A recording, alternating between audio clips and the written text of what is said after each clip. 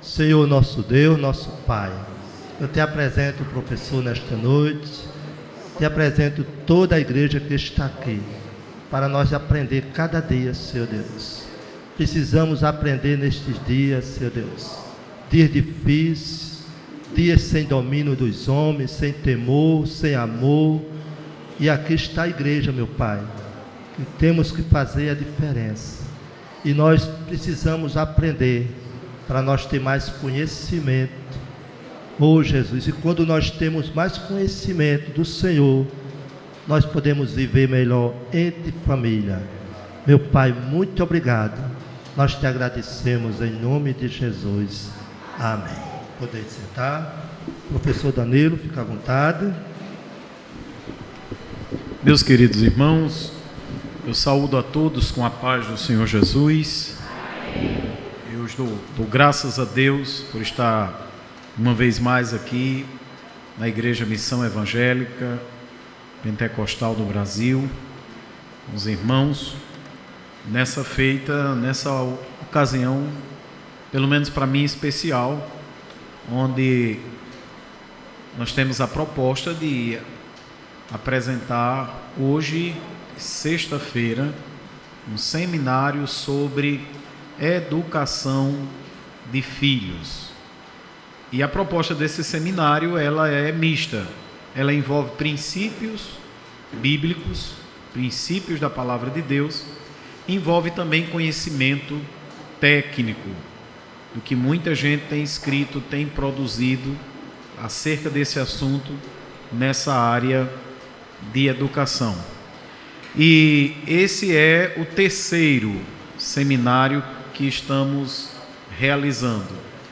Quando veio ao meu coração esse intento, eu entrei em contato com alguns pastores de quem eu gozo de amizade e intimidade para propor a realização desse trabalho. Entre eles está o pastor Marcelino, que é um obreiro a quem eu admiro muito.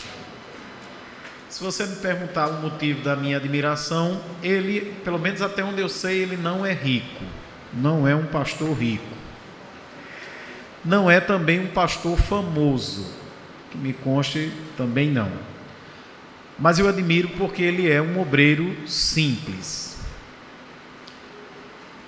e que faz o trabalho do Senhor com amor. Hoje há muita gente famosa, há muita gente talentosa, mas lamentavelmente perdeu a simplicidade e perdeu o amor pelas coisas de Deus. Então eu louvo a Deus pela vida do pastor Marcelino. Esse seminário nós temos 3 temáticas para abordar. Nós vamos tentar abordar 2 hoje e a última na sexta-feira. Quais são as 2 que nós temos para tratar hoje? Primeiro, a educação de filhos ontem e hoje. Essa é uma temática nova, ela não está no material que vocês receberam. Nós vamos pontuar aqui e aí os irmãos poderão anotar. A educação de filhos ontem e hoje. O segundo tema, aí já está no material de vocês, é a importância dos limites na educação dos filhos. Por que nós não podemos abrir mão de educar com limites? E o terceiro tema, que será sexta-feira, com a graça de Deus, será erros que os pais não devem cometer. Aí nós vamos tentar tratar aqui pelo menos 10 erros que alguns pais cometem e isso pode prejudicar o processo educativo dos seus filhos. Nós já estamos com a 4ª palestra, mas lamentavelmente esse foi pensado para ocorrer em 2 dias, né? Mas já temos um 4º tema, porque os assuntos vão demandando outras abordagens, e eu gostaria de convidá-los agora para lermos 2 textos da palavra de Deus. Vamos começar pela Bíblia. O primeiro deles está no Salmo 127. Salmo 127 é um salmo conhecido como o Salmo da Família. Ele é um salmo pequeno, dá para a gente ler desde o início. Diz assim a palavra do Senhor: se o Senhor não edificar a casa, em vão trabalham os que edificam. Se o Senhor não guardar a cidade, em vão vigia a sentinela. Inútil vos será levantar de madrugada, repousar à tarde, comer o pão de dores, pois assim dá ele aos seus amados o sono. Eis que os filhos são herança do Senhor, e o fruto do ventre o seu galardão. Como flechas na mão do valente, assim são os filhos da mocidade, da juventude. Bem-aventurado o homem que enche deles a sua aljava. Não serão confundidos quando falarem com seus inimigos à porta. Rapidamente eu quero tecer alguns comentários. Eu sei que é um texto bastante conhecido, comumente pregado nas nossas igrejas, mas eu quero observar com vocês a ideia principal do salmista é que Deus precisa estar na edificação da casa. Amém? A ideia principal é que Deus precisa guardar a cidade.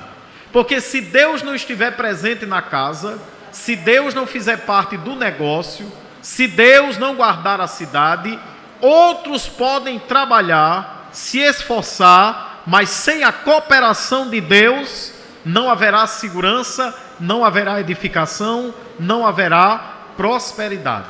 Essa é a ideia principal. Mas nós não podemos deixar de enxergar aqui uma ideia subjacente, que é a seguinte: Deus é o que edifica a casa, mas tem os que trabalham na edificação. Você percebeu isso no texto? Se o Senhor não edificar, em vão trabalham os que a edificam. Se eu perguntar a vocês, quem é que edifica a casa? Quem é o responsável pela edificação? Prontamente nós vamos dizer Deus. Mas veja que não é Deus sozinho. Tem também os que trabalham na edificação. Se eu perguntar a vocês, quem é que guarda a cidade? Prontamente nós vamos dizer, é o Senhor. Mas veja que não é o Senhor que guarda sozinho. Tem que ter as sentinelas. O que é que eu quero dizer com isso? Nós não podemos, como diz a letra do hino nacional brasileiro, nos deitar em berço esplêndido e achar que a educação dos nossos filhos será um milagre. Basta orar que meus filhos vão ser uma bênção. Orar pelos filhos é imprescindível. Quanto mais oração, melhor. Mas, além da bênção de Deus sobre os nossos filhos, tem uma tarefa que compete a nós. Se Deus não estiver presente, nada feito. Agora, Deus é o maior interessado em abençoar os nossos filhos. Mas se eu não fizer a minha parte, eu também posso comprometer a edificação dessas vidas. Os irmãos estão compreendendo? Então, nesses dias, hoje e sexta, nós vamos tratar aqui sobre o que compete a nós fazer. É bem verdade que há situações em matéria de filhos que os pais se sentem impotentes. Não adianta fazer mais nada. Eu vejo muita gente responsabilizando os pais. Muita gente gosta de citar Provérbios 22:6, ensina a criança no caminho em que deve andar e até quando for velho não se desviará dele. Esse provérbio, ele retrata uma estrutura de causa e efeito. Se houver ensino, o efeito é que ele não irá se esquecer do que foi ensinado. Mas não podemos confundir esse provérbio esquecendo-se de outras variantes, como por exemplo o livre-arbítrio. Vai ter pai que vai ensinar e vai ter filho que, mesmo recebendo o ensinamento do pai, não vai querer saber do caminho que o pai ensinou. Então nós precisamos considerar essas duas variantes. Há filhos que se desmantelam porque não teve ensino de forma adequada e no momento certo. Há outros que, mesmo sendo ensinados, se desmantelam. Há filhos que se desmantelam porque não tiveram exemplo dos pais. Há outros que vão ter o exemplo e vão dar trabalho do mesmo jeito. A sequência dos reis de Judá é uma amostra disso. Há reis tementes a Deus e piedosos cujos filhos foram idólatras. E teve pais que eram idólatras e os filhos foram tementes a Deus. Agora, nós não podemos abrir mão da nossa responsabilidade. E aí eu chamo a sua atenção para o versículo 4. O 3 ele diz que os filhos são herança do Senhor, patrimônio, riqueza. Filho é patrimônio que Deus nos concede. E o fruto do ventre, o seu galardão, recompensa, pagamento, salário.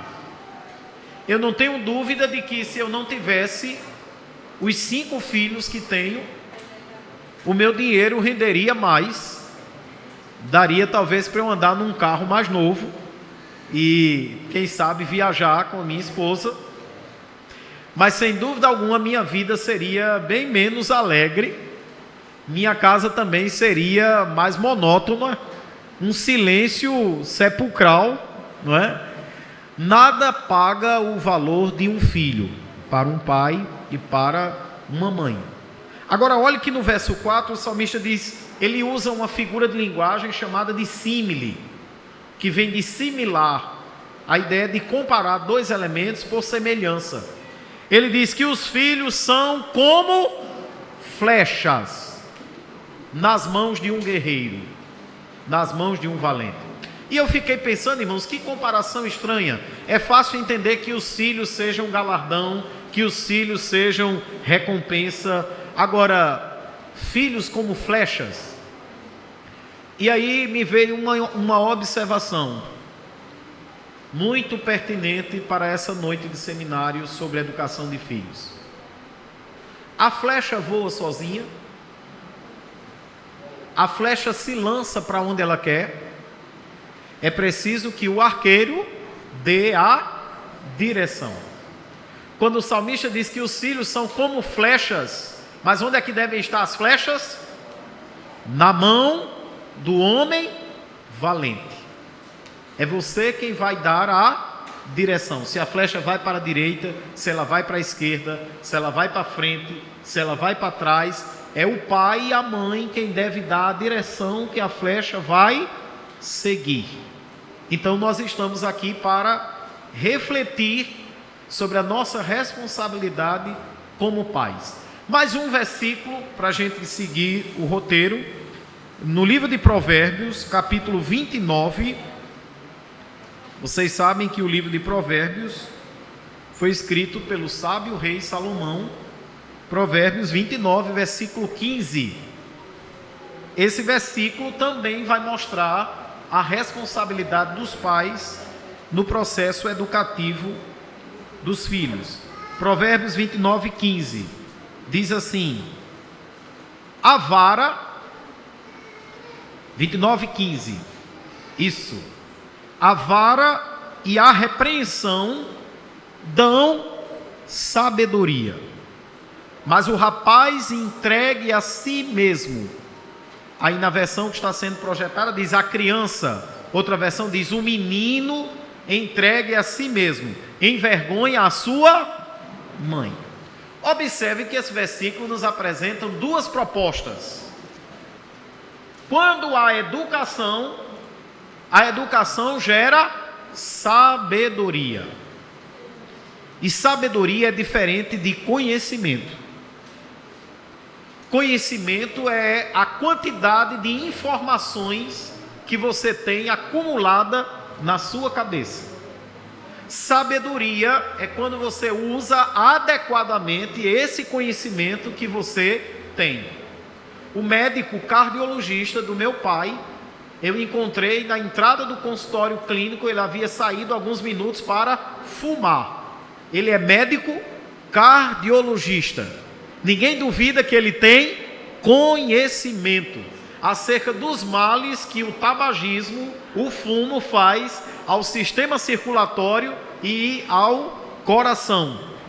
Mas ele tem sabedoria?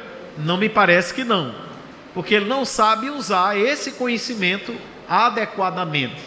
A minha avó dizia que costume de casa vai à praça.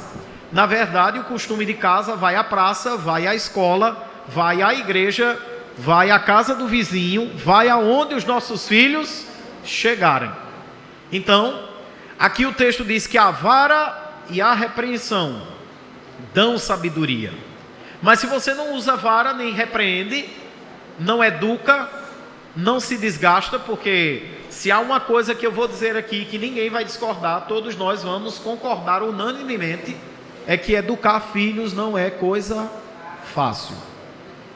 Tenho certeza que ninguém vai dizer que nada, irmão, eu eduquei os meus, foi facinho, eduquei com os olhos fechados, nunca tive problema, nunca tive dor de cabeça, nunca me aperriei. Eu acho que não existe esse pai e essa mãe na face da terra. Educar filhos dá trabalho.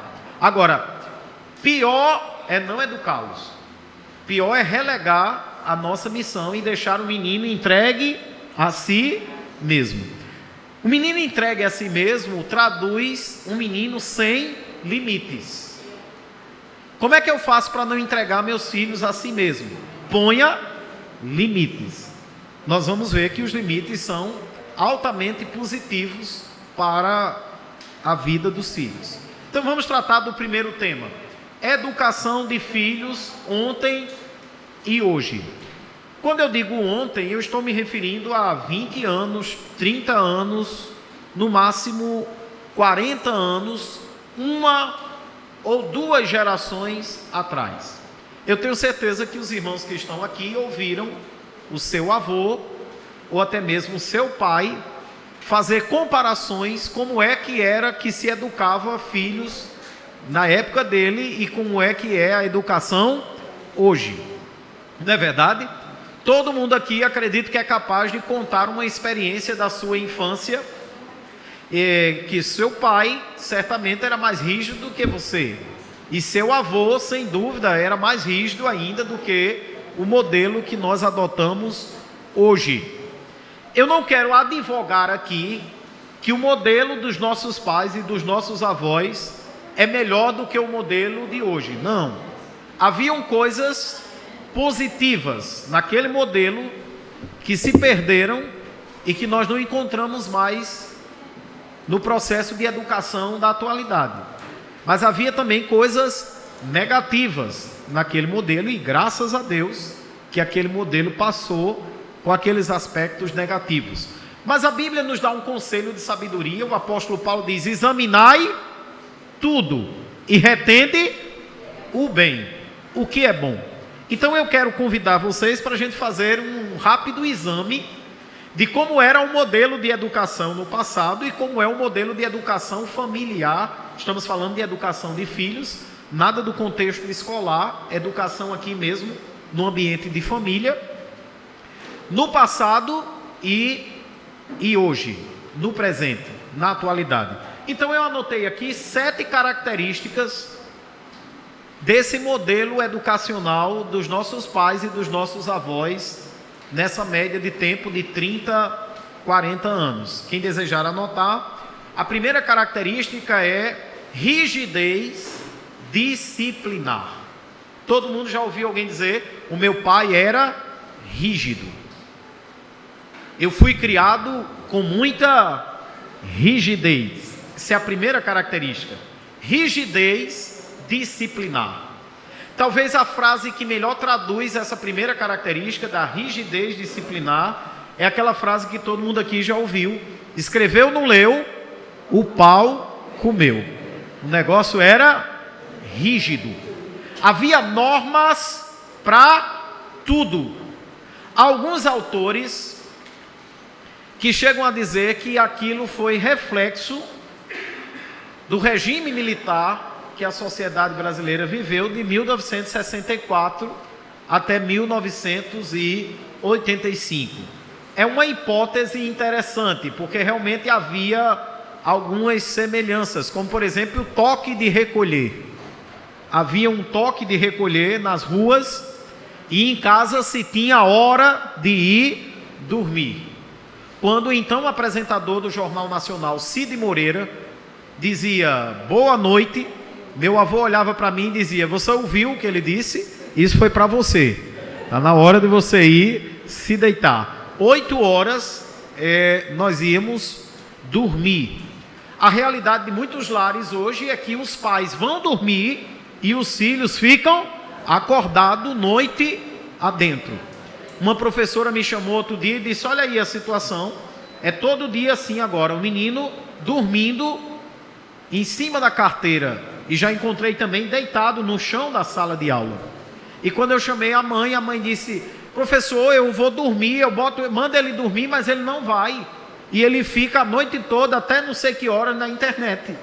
No outro dia ele chega na escola e não tem condições de ficar acordado para assistir. E eu disse a ela: mãe, mas não pode. Ela disse: mas eu não sei mais o que fazer.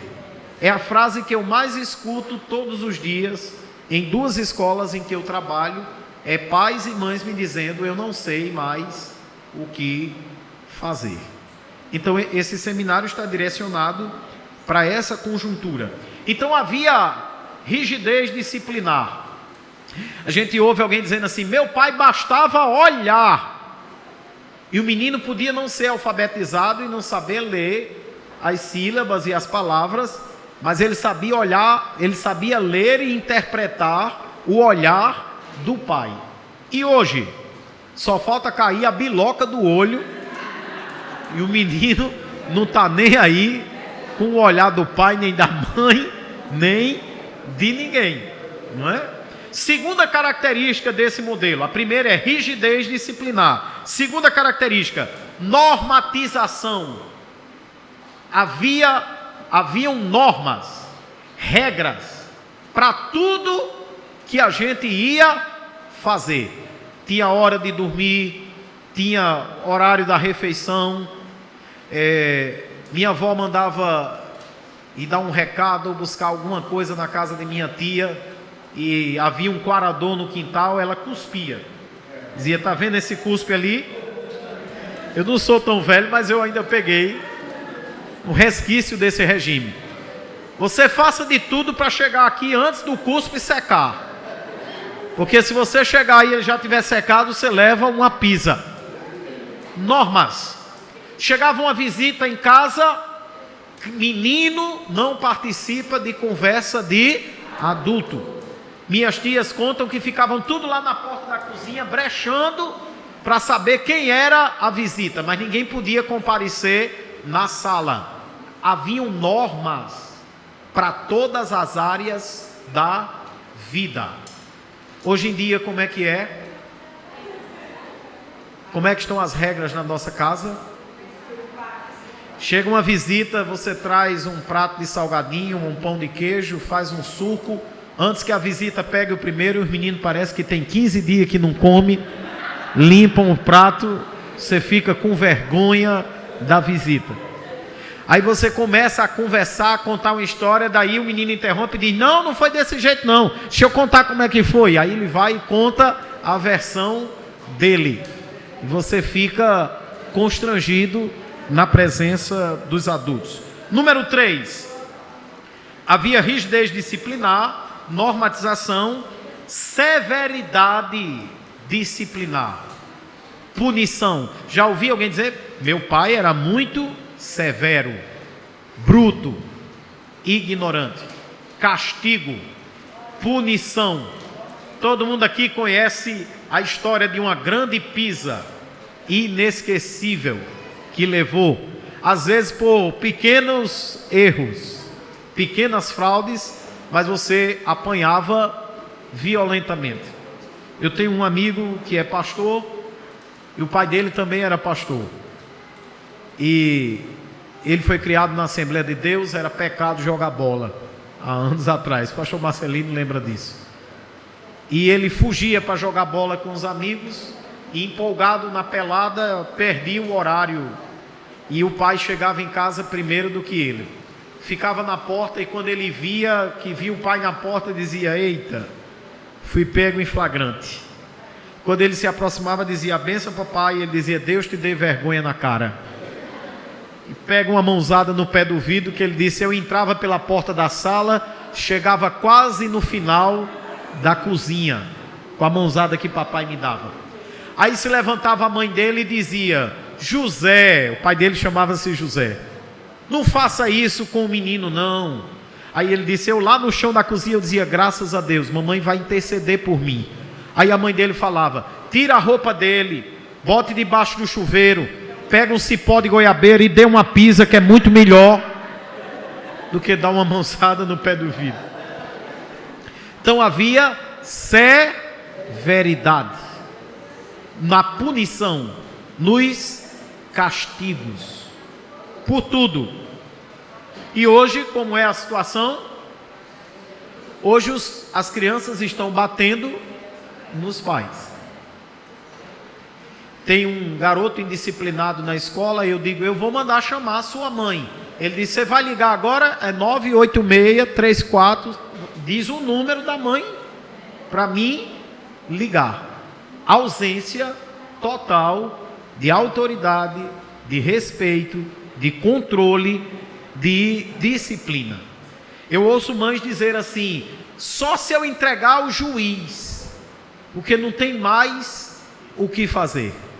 Ora, é uma ideia muito inocente. O juiz tem os filhos dele, e ele luta para educar os filhos dele. Ele não vai querer filho de ninguém que não soube educar ou que perdeu o controle sobre esse filho. Quarta característica, para quem está anotando: rigidez disciplinar, normatização. 3, severidade nos castigos ou punições. 4, atividades domésticas, trabalho. A criança recebia atribuições de acordo com a sua faixa etária e a sua capacidade, mas todo mundo tinha uma tarefa: varrer o terreiro, molhar o piso de tijolo branco, porque só podia varrer depois que fosse molhado para a poeira baixar, né? Pois é, exatamente. Mas continua tendo trabalho em casa para fazer: enxugar uma louça, lavar um banheiro, arrumar um quarto, uma gaveta, colocar o lixo para fora, dar banho num cachorro, lavar um carro, limpar uma caixa d'água, de acordo com a faixa etária. Geralmente as famílias eram numerosas. Minhas duas avós tiveram 12, uma teve 12 e outra teve 10 filhos. E a coisa funcionava assim: era tirando uma barriga, né? E vinha outra.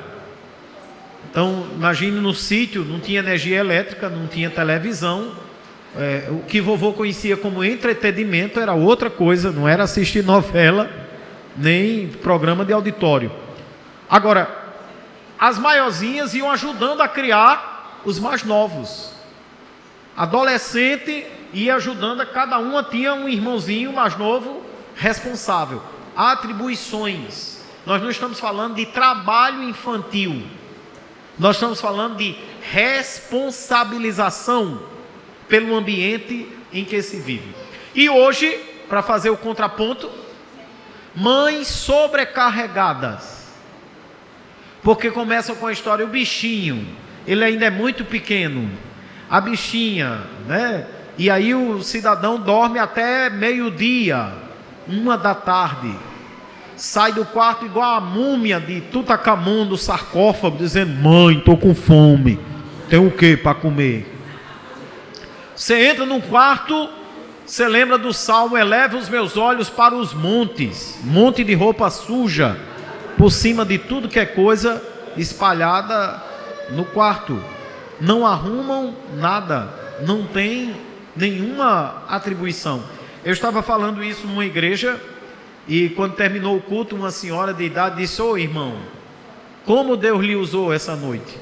Porque essa daqui é minha filha, essas daqui são minhas netas. Elas não dão um prego numa barra de sabão dentro de casa, não fazem nada. E é verdade. E isso é preocupante porque nós estamos produzindo uma geração de filhos que não sabem o que é cuidar de uma casa e de filhas que não sabem o que é serem boas donas de casa. Outro dia uma irmã me falou que chamou a filha e disse: mulher, vem aqui para eu lhe ensinar a temperar o feijão, você já está namorando, nesses dias você vai casar, precisa saber como é que se tempera um feijão. E a filha dela respondeu: né, meu marido vai pagar 3 empregadas, uma para cozinhar, uma para arrumar a casa e outra para lavar e passar. E aí eu emendei, eu digo que quando chegarem os filhos, ela vai querer uma 4ª empregada, que é para cuidar dos meninos. Então tenha cuidado. Esse lote de moças e rapazes estão sendo colocados aí no mercado, produzidos por mães e pais, que se matam de trabalhar e que não distribuem tarefas, responsabilidades. 5ª característica: havia separação da vida adulta. Hoje os educadores estão preocupados com um processo chamado adultização da infância. A infância está se perdendo. As crianças estão se vestindo como gente grande, dançando música de gente grande, cantando música de gente grande e começando a copiar comportamentos de gente grande. Quando a gente diz que no modelo antigo uma criança não ficava no meio de uma conversa de adultos, a gente pensa isso é exagero. Mas hoje nós encontramos na escola um garoto de 6 anos pegando no bumbum das meninas, baixando o calção e mostrando os órgãos sexuais para os coleguinhas, se agarrando com as outras meninas e fazendo movimentos e posições obscenas. A gente manda chamar os pais para conversar, porque não é um comportamento normal para uma criança de 6 anos. E quando a gente vai investigar, descobre que os pais vão dormir e um primo mais velho coloca DVDs de filmes pornográficos e a criança assiste com o primo até altas horas da noite. Para nós adultos, uma relação sexual pode ser perfeitamente normal, mas para uma criança que ainda não desenvolveu psicologicamente e a sua maturidade, presenciar uma relação sexual pode ser algo traumatizante para a criança. Ela não tem ainda a maturidade para compreender o que é aquilo que está presenciando. Então as crianças hoje estão inseridas em meio à vida adulta, e nem tudo da vida adulta serve para a infância, assim como nem tudo da infância serve para a vida adulta. Um rapaz de 23 anos jogando videogame até não sei que horas da noite. Videogame é da minha época, né? Hoje é os jogos de computadores. Isso não é normal. Ele não é mais uma criança. 23 anos ele deve estar ocupado com outras coisas, não jogando num computador. Isso é um atraso de vida. Paulo diz: quando eu era menino, falava como menino, agia como menino, mas quando cheguei a ser grande, acabei com as coisas de menino. Mas pior do que um adulto que se comporta como menino, é um menino que já quer se comportar como adulto, porque não há mais um limite de separação entre o que é próprio da infância e o que é próprio do universo adulto. 6ª característica: era um modelo educacional com pouca manifestação afetiva. Raramente os pais colocavam os filhos no colo, abraçavam, beijavam, acarinhavam, a não ser quando eram muito pequenos ou quando iam catar piolho. Era um momento de mesclar cuidado e carinho. Mas a geração antiga, com raríssimas exceções, nunca viram os pais se abraçarem, se beijarem na frente dos filhos, externarem afeto, o pai com a mãe ou a mãe com o filho. Talvez por isso nós temos dificuldade também de expressar afeto na frente dos nossos filhos. Quando eu me abraço com a minha esposa, a irmã Betânia, Danilo filho, que é o mais novo, esse mês está completando 4 anos, ele começa a dar risada e corre e se abraça junto conosco. Ele acha interessante. Aquilo é saudável para a criança presenciar o seu pai e sua mãe abraçados, externando afeto um ao outro. Nós achamos que não, mas isso passa segurança emocional para a criança. Ele faz uma leitura no inconsciente: meu pai e minha mãe estão bem. Isso significa que eu posso ficar tranquilo, que há estabilidade na minha família, enquanto eles estiverem bem. Ao passo que quando eles presenciam o pai gritando com a mãe ou batendo na mãe, ou a mãe histericamente gritando contra o pai, isso desestabiliza emocionalmente a criança, porque não é um ambiente de tranquilidade, nem um ambiente de equilíbrio. Então é fato que havia pouca expressividade de carinho. Eu vivi 3 anos da minha infância com a minha avó e tenho que confessar que ela não era muito carinhosa. Já depois de rapaz, ela me abraçava quando eu chegava de viagem para visitá-la e me recebia muito bem, mas não me lembro dos anos da infância de receber muita demonstração de afeto, muita demonstração de carinho. O que é que acontece hoje? Hoje nós damos bastante carinho aos nossos filhos. Hoje o menino grande, a gente diz: ainda é o menininho de mamãe, senta aqui no colo de mamãe. O menininho já com 1,77 m, né? 22 anos. O que nós temos hoje são muitas crianças mimadas, excesso de carinho.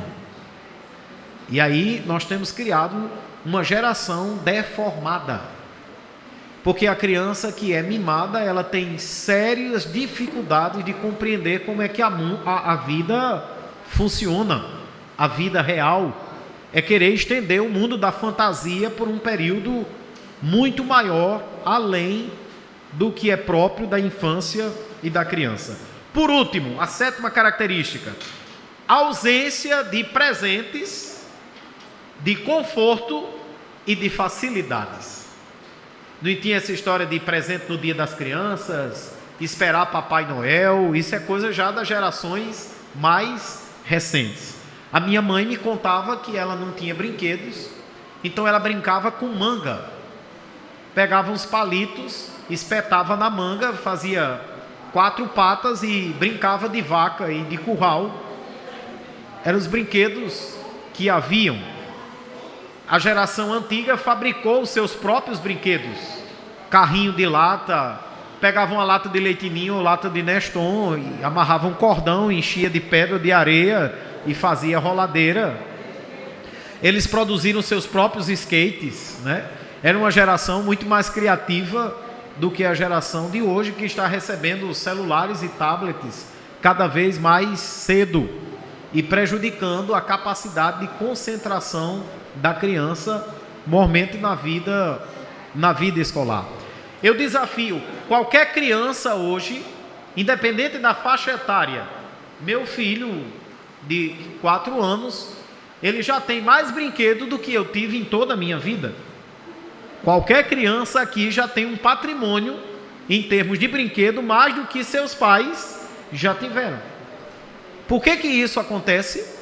Porque essa geração que foi criada no modelo antigo, ela internalizou uma ideia que era bem intencionada, mas diz a sabedoria popular que de boa intenção o inferno está cheio.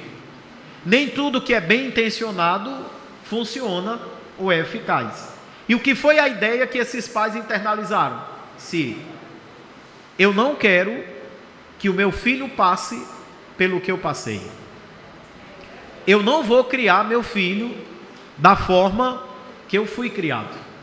Eu vou fazer das tripas coração, mas eu quero que ele tenha tudo o que eu não pude ter.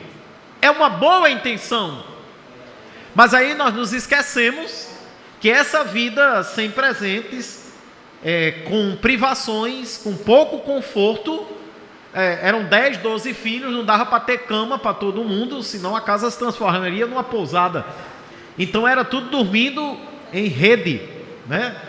Mas hoje nós temos os quartos decorados e pintados com o personagem preferido das crianças. E qual tem sido o resultado disso tudo?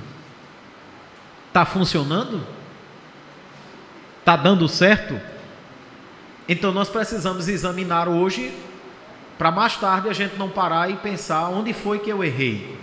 O erro precisa ser consertado hoje. Então agora nós vamos para a segunda parte da nossa temática nessa primeira noite, que é a importância dos limites na educação dos filhos. Por que nós não podemos abrir mão dos limites? Olhe, nós estamos numa crise econômica. Talvez você não possa fazer o aniversário do seu filho. Não tem problema. Eu também nunca tive um aniversário na minha infância. Talvez você não possa dar um presente no Natal. Não tem problema. Eu também não ganhei muitos presentes durante a minha vida. E todos nós sabemos que nem tudo aquilo que a gente quer ganhar e que a gente deseja, a gente de fato consegue. Há muita coisa que seu filho pode lhe pedir que talvez você não tenha condições de dar. Não tem problema. Não se culpe por isso. Agora, se você não der limites, você está deixando de dar algo muito importante aos seus filhos. Tenha absoluta certeza que seu filho não vai lembrar de você amanhã, quando você não estiver mais nessa vida, porque a linha natural, o curso da história é que os filhos sepultem seus pais. Lamentavelmente, alguns pais têm a desventura de sepultarem os seus filhos. Mas até os próprios pais preferem que sejam sepultados pelos filhos do que terem a dor de ter que enterrar um filho. Então, o curso natural da história é que você viaja primeiro do que eles. E nem se preocupe que seu filho não vai se lembrar de você por causa de um carro caro que você deu a ele. Nem por causa de um celular de última geração, um iPhone, que você deu a ele. Nem por causa de um carro, nem de uma herança muito valiosa que você deixou para ele. Pelo contrário, a história tem mostrado que a maioria dos herdeiros tem dissipado as heranças que os pais deixam como legado. Agora, um pai que sabe educar com limites, o seu filho vai ser pai e quem sabe avô, e ele vai continuar falando de você e dizendo: meu pai dizia, meu pai fazia assim comigo, meu pai uma vez fez assim comigo. Porque se nós ouvimos muita coisa dos nossos avós e dos nossos pais, mas acredito que a maioria de vocês perceberam a admiração dos filhos por essa geração de pais que passou. E a nossa responsabilidade não é menor do que a deles. Outro dia eu encontrei duas mães conversando, uma conversa muito interessante. Eu não tive como me conter e tive que entrar na conversa delas. Uma dizia assim para a outra: mulher, o que é que essas crianças de hoje têm, pelo amor de Deus? Mulher, os meninos antigamente demoravam 8 dias para abrir os olhos. Hoje os meninos já nascem fazendo assim no touch do celular. O que é que tem esses meninos de hoje? Meu pai bastava olhar, a gente já obedecia. Hoje você morre de falar 500 vezes e os meninos não obedecem. É tudo alvoroçado. Aí ela teve uma hipótese para explicar esse fenômeno social, comportamental das crianças. Ela disse: eu tenho para mim que é a alimentação. Nós fomos criados com coisas naturais: leite do peito da vaca, rapadura, mel de engenho, fubá de milho, né? Tudo, cuscuz feito do milho, moído no moinho, à mão, tudo natural. Hoje é uma geração do danoninho, da sopinha no potinho, cheio de produto químico, de conservante. Eu tenho para mim que isso entra na corrente sanguínea das crianças e quando chega no juízo, deixa os meninos tudo acelerado. Aí a outra mãe que estava dialogando com ela disse: mulher, pois para mim, eu já acho que é o aquecimento global. O buraco na camada de ozônio, essa elevação da temperatura. Essa mulher, a gente que é grande, a gente não aguenta. Avalia essa quintura na muleira dos inocentes, deixa o juízo deles tudo assim. agitado. Por isso que você bota o menino aqui, daqui a pouco o menino está na cumieira da casa, eles não param quieto. É o aquecimento global. E aí eu não me contive, eu tive que entrar na conversa delas e eu disse a elas duas, pois eu já tenho uma outra hipótese, diferente das duas que vocês acabam de colocar. Elas se interessaram e disseram: o que é, irmão, que você acha que explica o comportamento das crianças na atualidade? E eu disse para elas: é simples. Os filhos de hoje são diferentes porque os pais de hoje são diferentes. Nós não podemos esperar que as crianças de hoje se comportem da maneira que as crianças de antigamente se comportavam, porque há muita coisa mudou, inclusive os pais. Pais diferentes vão produzir filhos diferentes. Se você altera a formatação, o layout dos pais, consequentemente a formatação dos filhos também será alterada. Então nós precisamos pensar no que nós deixamos de fazer. E entre aquilo que nós deixamos de fazer ou desconsideramos, está a questão dos limites na educação. E aí nós vamos ver 6 razões porque os limites são essenciais na educação dos nossos filhos. E nós não podemos agir sem os limites. Em primeiro lugar, os limites nos lembram de que estamos debaixo de uma autoridade. Quando você estabelece limite para a criança, você pode achar que não está fazendo nada muito importante. Mas na verdade você está dizendo à criança que há uma autoridade ali presente e é essa autoridade que estabelece o limite. Porque é muito simples, irmãos. Por que as crianças estão dando tanto trabalho na escola hoje? Não atendem mais a professor, não temem o diretor, não temem o coordenador, ninguém. Porque elas também não temem mais os pais em casa. Se há uma coisa que está desaparecendo da infância das nossas crianças, é a figura da autoridade. Eu disse para um filho meu e digo em toda ocasião em que falo para pais: ai, interjeição de dor, ai daquele que não tem autoridade sobre si. É aquela situação que Salomão descreveu no texto que nós lemos. É o menino, o rapaz, a criança entregue a si mesmo. Ela faz o que quer. Ela vai aonde quer. Volta na hora que quer. Come o que quer. Veste o que quer. E meu avô dizia que menino não sabe o que é cheiro nem catinga. E quem não sabe o que é cheiro nem catinga não tem condições de escolher nada. Vejam, nós estamos numa sociedade que quer que os pais releguem aos filhos até a escolha do sexo. Se eles vão ser homem ou se vão ser mulher, é uma decisão pessoal deles. E querem até que os pais acabem com isso de comprar brinquedo de menino e brinquedo de menina. Numa fase da vida em que, como dizia meu avô, o menino não sabe o que é cheiro nem catinga. Quem vai escolher os brinquedos que meu filho vai brincar sou eu, sim, até porque quem compra e quem paga sou eu. E ninguém que não paga minhas contas vai dar pitaco e dizer qual é a cor que o meu filho tem que vestir, nem o brinquedo que ele vai brincar. Quem está pagando sou eu quem decido. No dia que ele tiver o dinheiro dele, fruto do trabalho dele, aí ele compra o que ele quiser com o dinheiro dele.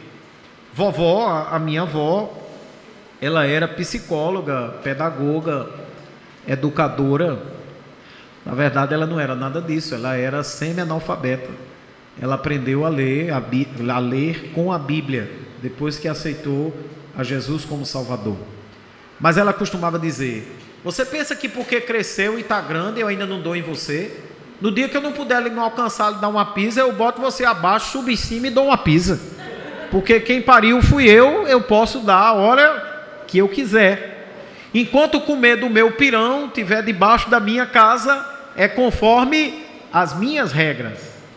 Mas hoje os filhos estão comendo no nosso pirão, instruindo o pirão, jogando fora o pirão, debaixo da nossa casa, dormindo na nossa cama, e eles estão ditando as regras. Nós estamos errando em alguma coisa.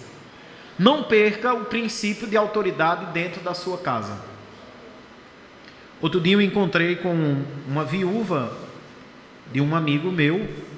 Ele era pastor e o Senhor o recolheu, e perguntei pelos filhos como estavam, e ela me contou um fato, um episódio que aconteceu com uma das filhas adolescentes, que passou a ouvir música do mundo,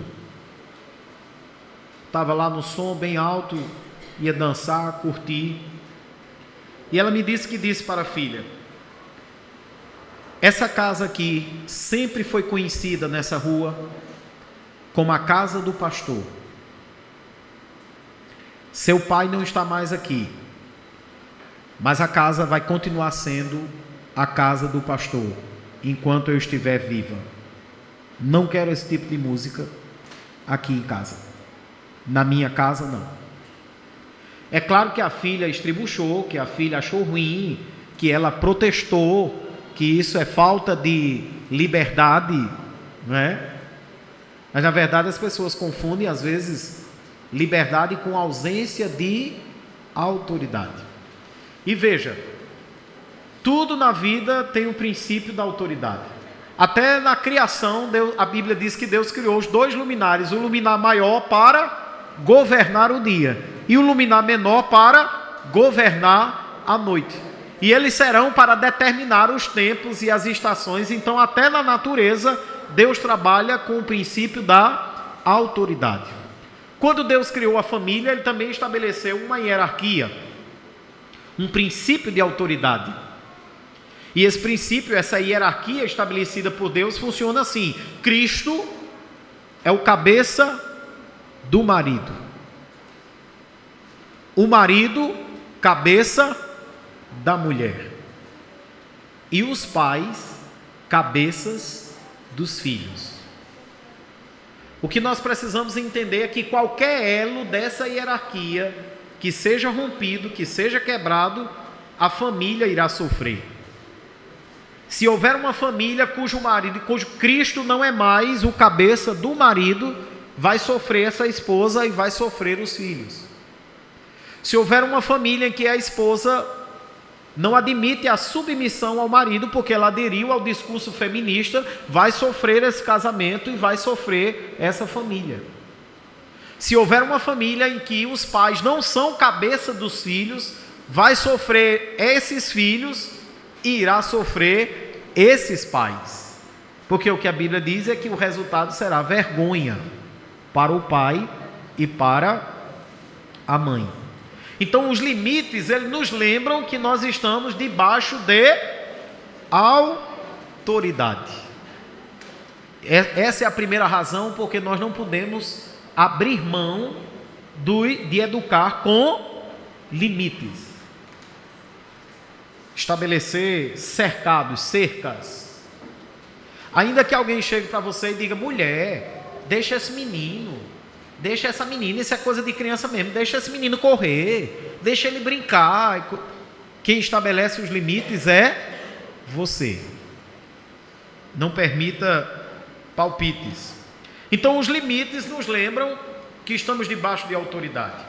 Quando uma criança deixa de ter limites em casa, ela não reconhece a autoridade dos pais, consequentemente ela vai dar trabalho na escola, porque não reconhece as autoridades escolares, e é muito provável que ela vai dar trabalho na sociedade, porque também não vai reconhecer a autoridade policial.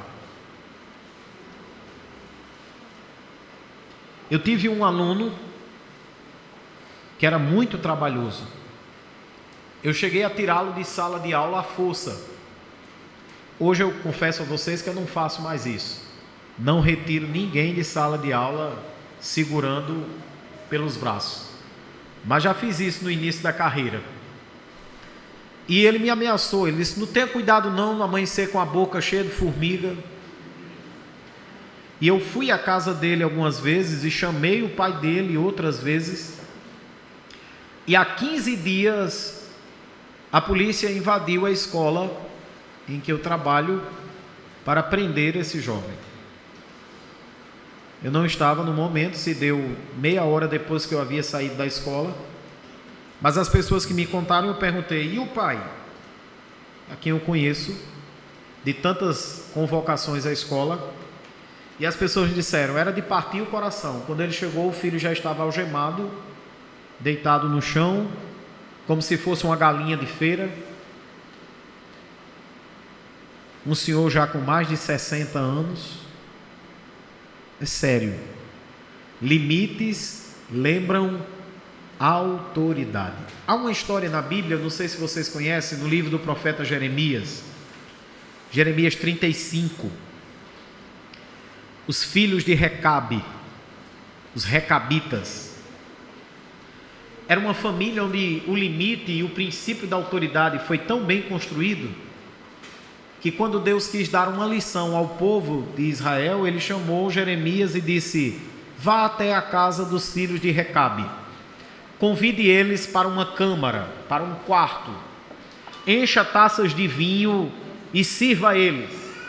Jeremias fez, e os filhos de Recabe disse: nós não beberemos, nem nós, nem nossos filhos, nem os filhos dos nossos filhos,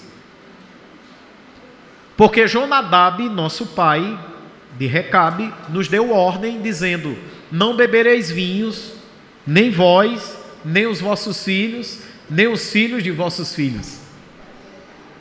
Vocês já pararam para pensar nisso? A geração dos netos ainda estava respeitando a autoridade do avô, e Deus disse: Israel não respeita a minha autoridade. É lastimável como nós temos pais que perderam a autoridade. Uma mãe chegou um dia na escola com um filho de 11 anos, e disse para mim: professor, manda ele vir com a farda para o colégio, porque ele não quer vir com a farda para a escola. Vocês estão entendendo a situação? Ela vem da casa dela, a farda ficou lá, o menino veio do jeito que queria, sem farda, e ela chega na escola e se dirige para mim, que não sou nada do menino, e diz: professor, mande ele vir com a farda. Antes que eu dissesse qualquer coisa, o menino disse: a farda está suja. Ela disse: tá não, professor, que eu lavo todo dia se for preciso. Ele disse: mentira sua. É de se admirar que um filho de 11 anos chame a mãe de mentirosa na frente de um professor. A autoridade dela se foi. Eu tive um aluno na escola que dava muito trabalho, ele não parava dentro da sala de aula. E a professora já estava esgotada e disse: eu não vou parar de dar aula para ficar correndo atrás de menino na escola, você resolva. E eu tentava persegui-lo, ele passava um pitu, enrolava por outro canto. E eu digo: eu também não estudei para isso, para fazer perseguição policial dentro da escola. Mandei chamar a mãe dele. E quando a mãe veio, eu disse: olha, o problema é que seu filho não quer ficar na sala de aula, ele não assiste, ele passa o horário inteiro, a manhã toda, fora da sala de aula. E sabe o que é que a mãe me disse? O senhor não tinha como, depois que ele entrasse, fechar de chave a porta da sala, para ele não sair mais? Precisa dizer alguma coisa sobre autoridade? E de propósito eu disse para ela, eu digo: não, eu tenho uma sugestão melhor. A senhora chama ele, é seu filho, ele vai lhe atender, com certeza ele vai lhe obedecer, porque a senhora é a mãe dele. A senhora chama ele e diz: olha, você vai vir para a escola, você vai entrar na sala de aula e você só vai sair quando for autorizado para sair da sala. Eu tenho certeza que vai funcionar e a partir de agora ele vai assistir às aulas. Mas eu disse para chocar, porque eu sabia que aquela mãe não tinha mais autoridade nenhuma. Vocês sabem o que é que aconteceu há poucos dias? Uma mãe me chegou com um caderno que praticamente tinha só as duas capas. A menina havia arrancado todas as folhas do caderno para desenhar, ou para fazer bilhetinho, ou aviãozinho, ou origami, jogar bolinha de papel nos colegas. E ela disse: olha aqui, esse é o segundo caderno que eu comprei para ela esse ano, um caderno de 10 matérias. Ela já vai dando fim a 20 matérias. E a professora não vê isso daqui, porque eu estou em casa, eu não posso fazer nada. Eu já falei para ela que não é para arrancar a folha do caderno. Isso é imoral, a professora tem que comprar outro caderno, porque foi ela que deixou a menina arrancar todos os cadernos. A menina é aluna do 3º ano. Ela tem 8 anos de idade. E aquela mãe estava querendo que a professora comprasse um caderno novo, porque a culpa das folhas do caderno terem sido arrancadas era da professora. Mais uma vez eu me fiz de doido para passar melhor. E me virei para a menina e eu disse: por que você arrancou as folhas do seu caderno? Sua mãe disse para você que não podia arrancar? E a menina balançou a cabeça que sim. Eu digo: se sua mãe falou que não pode arrancar, por que você arrancou? Contrariando a ordem de sua mãe. Eu fiz de propósito para deixar naquela conversa patente que o problema não era a professora, mas era a autoridade, o limite que não estava sendo mais respeitado. É muito fácil perder a autoridade. Geralmente acontece quando você estabelece um limite, e criança é o seguinte: se você disser fica aqui, um atrás do outro, na fila, o menino vai ficar assim, ó, um pé na fila, mas ele troncho, porque a criança testa para ver qual é a nossa reação. Se você não impor o limite e mostrar a ele o lugar que ele deve ficar, na próxima vez nem na fila ele fica mais. Na próxima, quando você chamar, ele vai para outro local, não atende mais o seu comando. Então tem que se cortar o mal pela raiz, mas mostrar o limite para que ele reconheça o princípio da autoridade. Segunda razão, porque temos que educar com limites. Os limites preparam para a vida em sociedade. Se não tiver limites na sua casa, mas na escola há limites. Na casa da vizinha há limites. No passeio que ele vai fazer há limites. E a casa, o lar, é o campo de treinamento. Quando uma criança é educada com limites em casa, ela não encontra dificuldades fora de casa. Limites falam de não poder pegar o que vê, porque gostou e achou bonito. Isso é normal no comportamento da criança. As coisas chamam a atenção da criança, mas ela precisa saber que não é seu, ela precisa devolver. Ou ela precisa saber que não pode levar brinquedo para a escola. Brinquedo é em casa, o limite do brinquedo é em casa. Na escola tem mais 25 meninos na sala de aula, vai dar uma guerra civil por causa daquele brinquedo. Não pode levar, não pode. São coisas pequenas. Não é coisas assim muito complexas. Ah, irmão, eu tenho que fazer um curso de psicologia. Como criar menino? Não. São coisas simples, só que nós estamos errando nas coisas simples, tá? Então a vida em sociedade, ela é repleta de limites. Quer ver um exemplo? Saber esperar. Vocês já notaram que hoje há um número crescente de pessoas que, quando precisam esperar por alguma coisa, armam um barraco na repartição ou na fila? Antigamente tinha fila para tudo. Eu tenho alguns colegas professores que eles falam que na época do ex-governador Geraldo Mello, o pagamento não era feito via banco, até porque o Banderno fechou. Então o pagamento era feito no centro administrativo, uma fila em pleno sol do meio-dia, e os ladrões escondidos no meio das moitas de mato, esperando as professoras passar para assaltar o salário. E ninguém reclamava, porque estava dando graças a Deus, porque ia sair o pagamento. Hoje as pessoas são intolerantes, querem ser atendidas logo, querem ter a preferência, querem ser os primeiros em tudo, porque não aprenderam a esperar em casa. Às vezes eu vejo o pequeno diz: mamãe, mamãe, mamãe, mamãe, e a minha esposa se aperreia e diz: dê logo a ele. Eu digo: não, dê logo não, ele tem que aprender a esperar. Aliás, ele tem que aprender que essa radiola enganchada não funciona comigo. Ele vai dizer até a garganta secar e eu não vou atender. Na vida a gente espera ou não espera? Por que eu vou criar uma criança sem esperar, sendo atendida em tudo que ela quer? Então os limites preparam os nossos filhos para a vida em sociedade.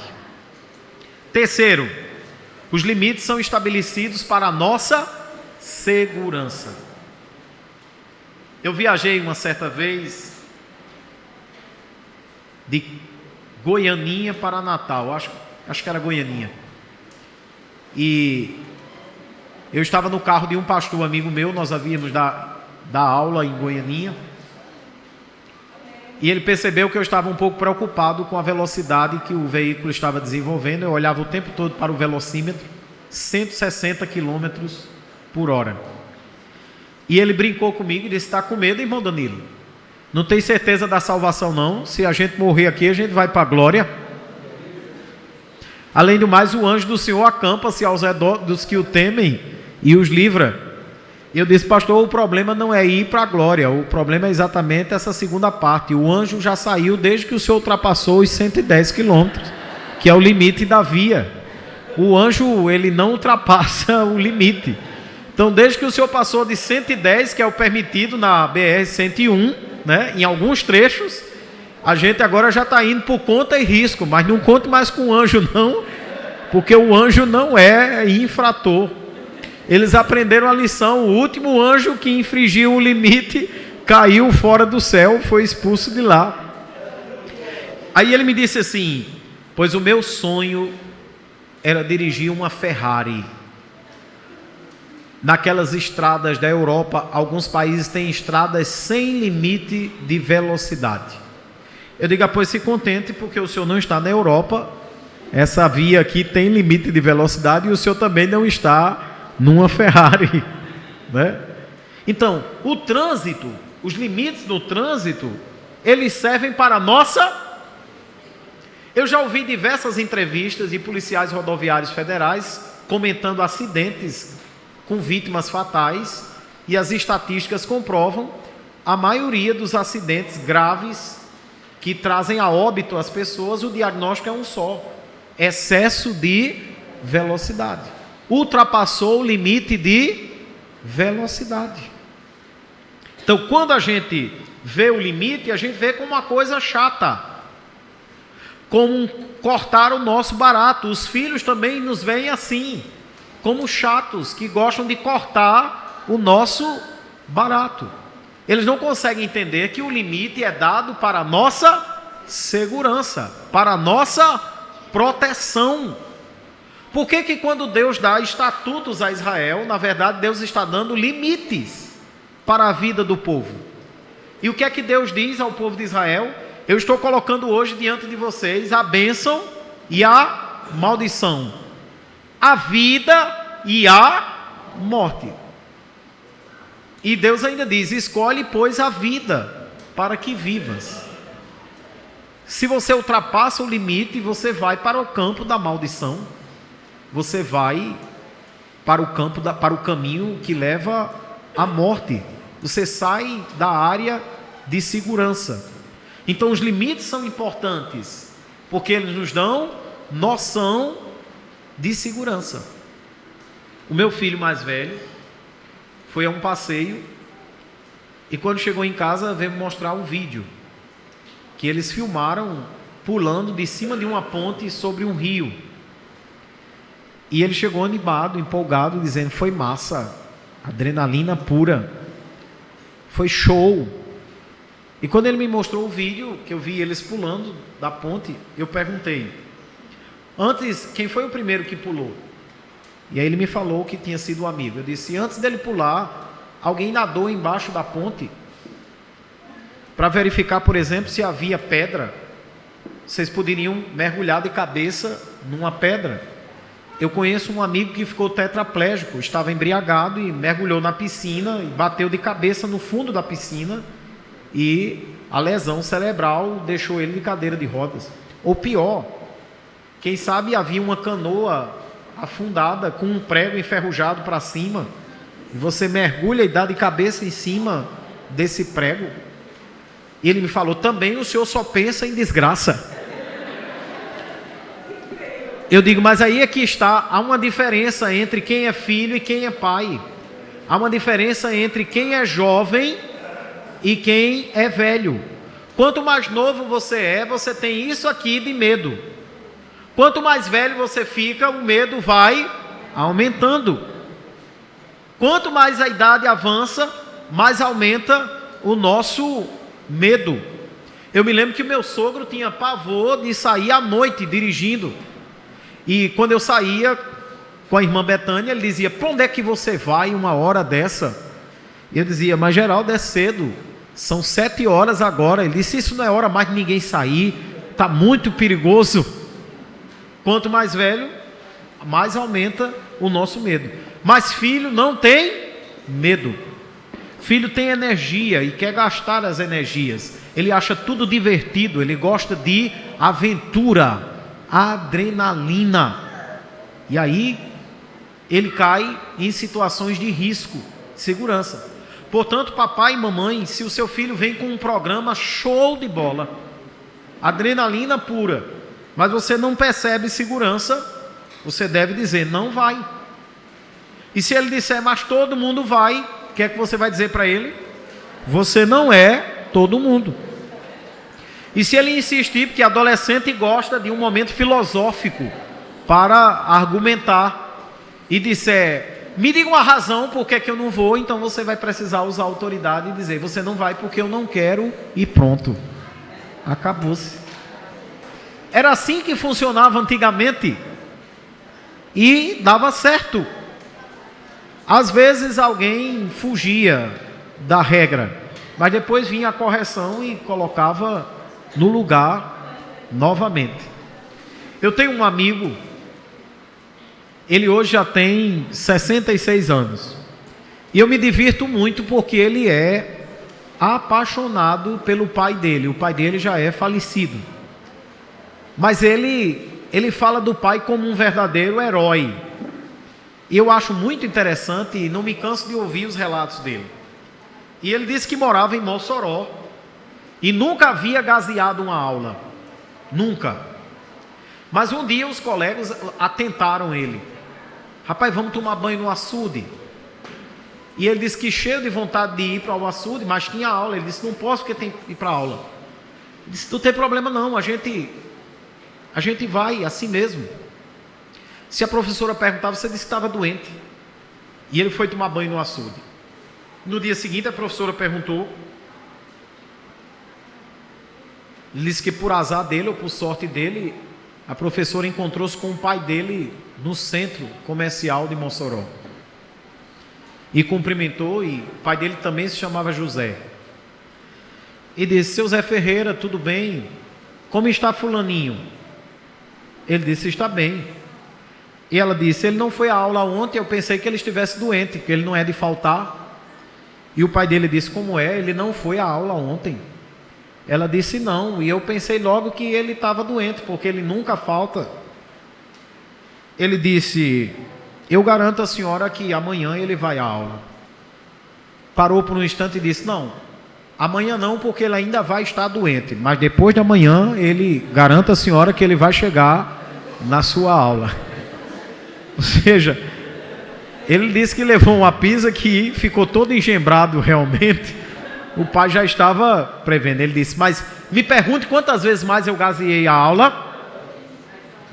Aí eu ouvi, pastor Marcelino, agora, essa semana, isso aqui eu vou dizer em primeira mão, nos outros seminários, não ilustrei dessa forma. Uma pessoa me contou que um pai chegou numa faculdade ali na Avenida Engenheiro Roberto Freire, uma faculdade privada daqui de Natal, e descobriu que o filho não assistia a aulas há vários dias. Foi ver as notas e tinha disciplina que ele nem pagou. E o pai estava pagando todo mês a mensalidade cheia de todas as disciplinas ofertadas naquele semestre. A pessoa que me contou disse que o pai quase infartou quando viu o prejuízo dos estudos da vida acadêmica do filho. E aí ele perguntou, ele disse: eu sei que não é da sua responsabilidade, mas se ele não está aqui, ele está onde? E o professor disse: o senhor não sabe? Vem aqui na sexta-feira à noite que o senhor vai ver o verdadeiro baile que tem aqui na frente da faculdade.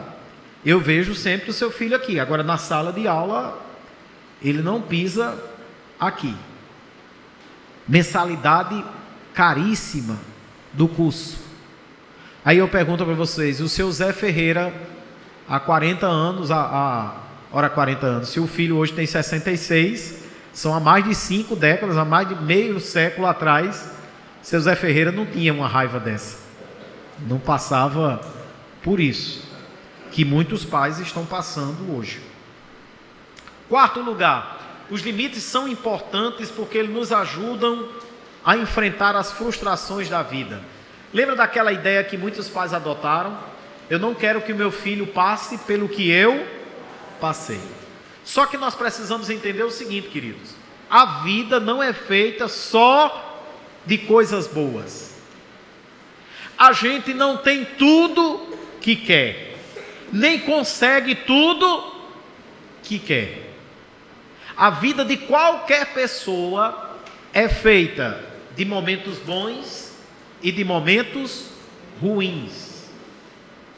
Momentos que vale a pena recordar e lembrar com alegria, e momentos que, quando nós lembramos, os olhos se enchem de lágrimas. A vida de qualquer pessoa é assim. E quando nós educamos os nossos filhos com limites, nós preparamos eles para lidar com as frustrações. Porque por mais que você ame o seu filho, por mais que você proteja o seu filho, você não vai estar aqui a vida toda para protegê-lo. Nem você vai poder fazer tudo o que ele quer durante a vida toda. Nem vai ter como impedir que as frustrações da vida, aquilo que a Bíblia chama o dia da adversidade, chegue na agenda da vida de seu filho. E se ele não estiver preparado para lidar com as adversidades, lidar com as frustrações. O que é uma frustração? É quando você espera uma coisa e vem outra. É quando você tem uma expectativa e a expectativa não acontece. Eu tive frustrações na minha vida. Eu me lembro até hoje que na minha infância um brinquedo que fazia muito sucesso era o Playmobil.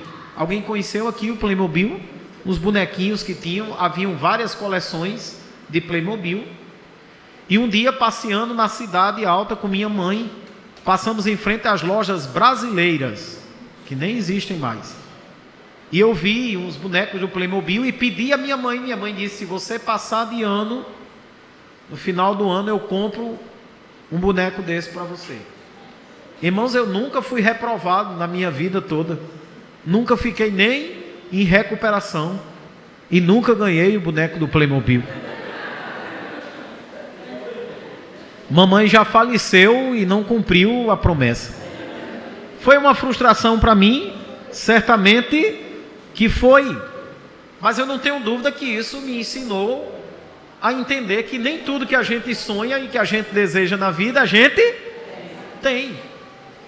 Meu pai bebia. E meu pai tinha uma mania muito chata quando bebia, que era dar as coisas aos outros. Quando chegava um amigo dele lá em casa, ele dizia: meu filho, pega 2 galinhas dessa aí para fulano levar.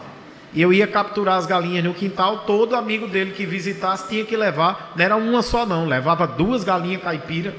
Ele gostava de presentear as pessoas. E às vezes os amigos dele vinham com criança da minha idade, e papai pegava meus brinquedos e dava de presente ao filho do amigo dele. E às vezes um carro que eu gostava tanto, eu tinha que ver o carro indo embora. Era uma frustração. Mas certamente isso me preparou para aprender que na vida a gente não só ganha, a gente também perde. A gente não tem só bônus, a gente também sofre prejuízos. Agora vocês já notaram como as autoridades de saúde estão preocupadas com o índice alarmante de suicídio entre os jovens. Vocês devem ter ouvido alguma coisa agora no Setembro Amarelo. Nós temos uma ponte na nossa cidade que há vários meses há uma equipe de irmãos lá, conhecidos como Sentinelas de Cristo, para tentar evitar que as pessoas cometam suicídio, tirem a sua própria vida. Há uma baixa tolerância dessa geração às frustrações. Acabou o namoro, eu quero morrer, eu quero me matar. Que é isso, irmão? Tem um monte de moças aí. Natal é uma das capitais do Brasil com a maior desproporção entre homens e mulheres. Eu li uma estatística, são 7 mulheres para um homem. E o camarada quer se matar porque acabou o namoro. Pelo amor de Deus, pelo menos tem mais 6 oportunidades aí para você continuar vivendo. Uma moça de 28 anos, eu não vou dar muitos detalhes, 28 anos, foi ao supermercado e aconteceu com ela uma coisa que já aconteceu comigo, acredito que deve ter acontecido se vocês forem pobres, todo pobre já passou por isso na vida, de ir fazer as compras no supermercado, preocupado, olhando para o valor total da compra no caixa, porque você tem dinheiro pouco, e você fica segurando um produto no carrinho, ou pior, quando a caixa já passa, você diz, tire esse daí que eu não vou levar não, porque o dinheiro não dá. Alguém já passou por isso aqui na vida? Graças a Deus, eu pensei que era só comigo que acontecia isso. Como foi que você reagiu a essa situação? Você pegou o que deu para pagar e levou para casa. Escolheu ali o que dava para tirar e pronto, resolveu a situação. Uma moça de 28 anos passou por isso no supermercado e começou a chorar. Tiveram que mandar trazer um copo com água, levar ela para a sala do gerente e coisa e tal. E quando ela estava contando isso, perguntaram a ela, mas por que você chorou? Ela disse, porque eu sempre tive tudo. Eu nunca passei por uma situação dessa.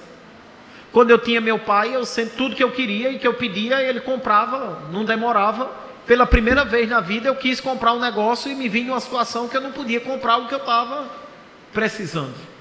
Baixa tolerância às frustrações. Então, a gente pode afetar até o psicológico dessa geração, se a gente abrir mão de educar com limites. Por último, os limites são usados por Deus. Então, se Deus se relaciona conosco, estabelecendo limites, Ele deve saber o que está fazendo. Em Hebreus capítulo 12, verso 6, eu já vou concluir. O escritor da carta aos Hebreus faz uma comparação interessante entre a nossa paternidade, o exercício da nossa paternidade e a paternidade de Deus. Ele diz assim, porque o Senhor corrige o que ama e açoita a qualquer que recebe por filho. Expressão forte, né? Açoita o filho, corrige o que ama. No 7 ele diz assim, se suportais a correção, Deus vos trata como filhos. Porque que filho há a quem o pai não corrija? Veja que o pensamento do escritor da carta é que todo filho precisa da correção do pai. Verso 8 ele diz, mas se estáis sem disciplina, da qual todos são feitos participantes, sois então bastardos e não filhos, indisciplinados. Agora o 9, além do que tivemos nossos pais, segundo a carne, os pais biológicos, somos nós, para nos, e nós os reverenciamos. Não nos sujeitaremos muito mais ao Pai dos Espíritos para vivermos? Mas veja que no verso 9 o texto é claro que a finalidade dos pais é corrigir os filhos. Não tenha medo de ser chato, não tenha medo de o filho querer ir embora de casa, Tem pai que se apavora, tem medo com a ameaça do filho. Eu vi um vídeo outro dia de um palestrante, me disseram até que ele é espírita. Ele disse que quando era adolescente ele intentou ir para uma festa e a mãe dele disse: não vai. E ele disse: mas mãe, ela disse: já disse, não vai e fim de papo. E ele disse: eu fiquei com muita raiva da minha mãe, porque já estava tudo combinado com meus amigos para eu ir para aquela festa. E eu disse de propósito: eu vou passar uma semana sem falar com ela. Ele disse: eu passei uma semana sem falar com minha mãe. Sabe o que é que minha mãe fez? Passou um mês sem falar comigo. Entendeu? Mas ela mostrou quem é que manda, quem é que está no controle, e ele não foi para a festa. Não foi. Queridos, que Deus nos abençoe, que Deus nos ajude. Hoje foi só a primeira parte. Sexta-feira, com a graça de Deus, nós vamos falar sobre erros que os pais não devem cometer. E aí, naturalmente, há muitos exemplos, há muitas ilustrações e há muitas orientações também que nós pretendemos passar. Sexta-feira, com a graça de Deus, nós vamos falar sobre bater ou não bater. Quando bater e como bater. Tipos de castigos e qual é o castigo mais eficaz que eu devo utilizar. Tudo isso sexta-feira. Antes de concluir e devolver ao pastor Marcelino, deixa eu só fazer uma pergunta. Quantos aqui são pais? Pais e mães? Muito bem, grande maioria. Quantos aqui são avós? Opa, tem muito avô também. E quantos aqui são educadores, professores? Alguns. Líderes da igreja, líderes de departamento. Trabalham com crianças ou com mocidade, adolescentes? Muito bem. Ok, para a gente ter uma noção do público. Convide outras pessoas, né? Sexta-feira nós vamos estar aqui com a segunda parte. Convide um pai ou uma mãe que está sofrendo com um reizinho na casa.